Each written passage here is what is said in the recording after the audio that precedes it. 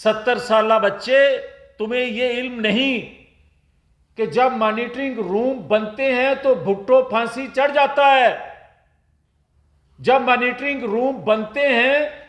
تو نواز شریف کو ہائی جیکر ڈکلیئر کر دیا جاتا ہے، جب مانیٹرنگ روم بنتے ہیں تو نواز شریف کو بیٹے سے تنخواہ نہ لینے پر تاحیات نااہل کر دیا جاتا ہے۔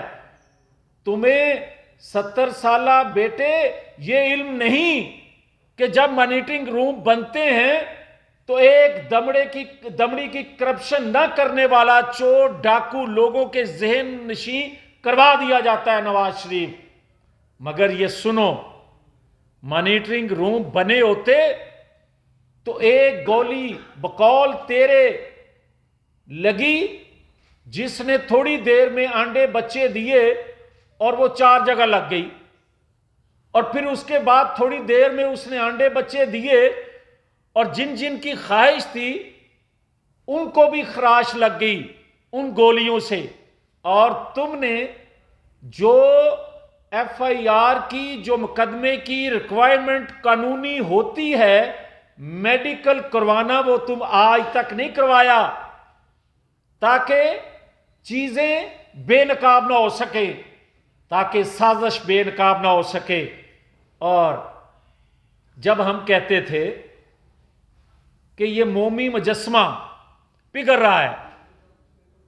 اور یہ مومی مجسمہ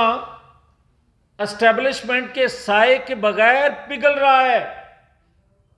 اور جو سہولت کار تھے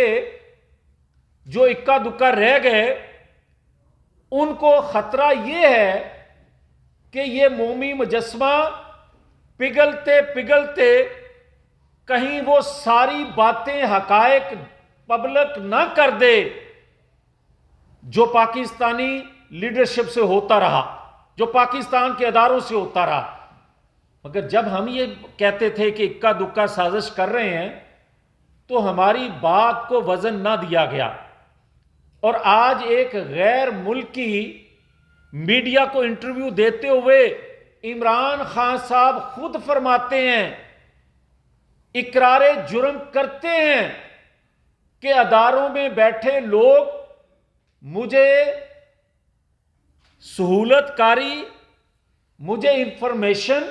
دیتے ہیں۔ تو میرا سوال یہ ہے کہ جب ڈان لیکس ہوئی تھی تو حقائق تھے، مگر نواز شریف نے اداروں سے ٹکراؤ نہ کرنے کے لیے، اس سے بچنے کے لیے اپنے بے گناہ 4 لوگوں کو پیچھے ہٹا لیا۔ مگر آج ایک عمران خان ملک کے خلاف سازش کر رہا ہے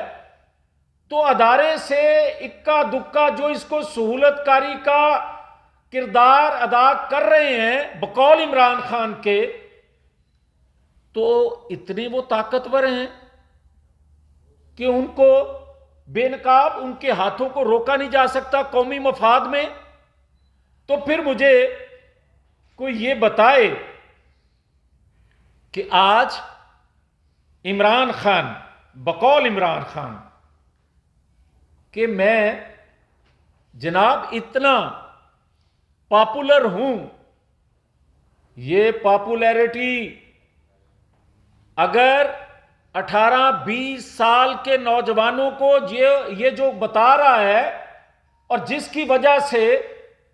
وہ بچے 18-20 سال کے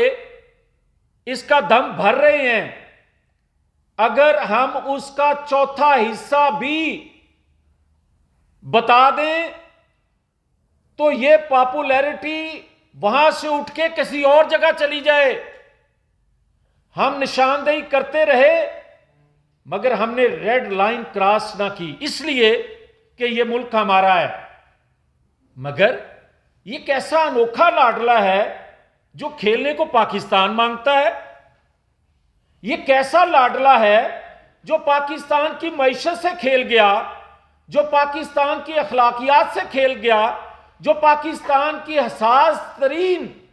چیزوں سے کھیل گیا، جو خارجہ پالیسی سے کھیلا، جو داخلہ پالیسی ایسی بنا گیا جو ہم بھگت رہے ہیں جو پاکستان کے شہداء، جو پاکستان کے غازیوں کی قربانیوں سے کھیل رہا ہے، مگر کیا اس کو کھیلنے دیا جائے؟ یہ کھیلتا رہے اور ہمیں کہا جائے کہ جناب بڑے دباؤ میں ہیں، جناب پاکستان کو بچانا ہے، پاکستان کے لیے ہماری جان بھی قربان ہے، یہ 22 کروڑ عوام کی جان قربان ہے، مگر اصل بیماری کو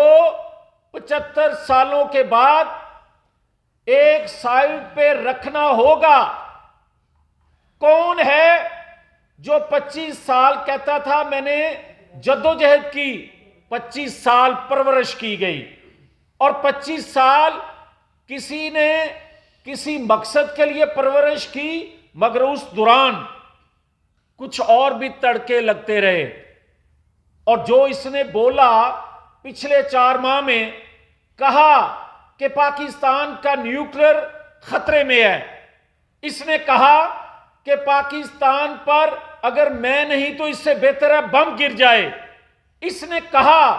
کہ پاکستان کے خدا نخواستہ 3 ٹکڑے ہو جائیں۔ تو پھر آج بھی اگر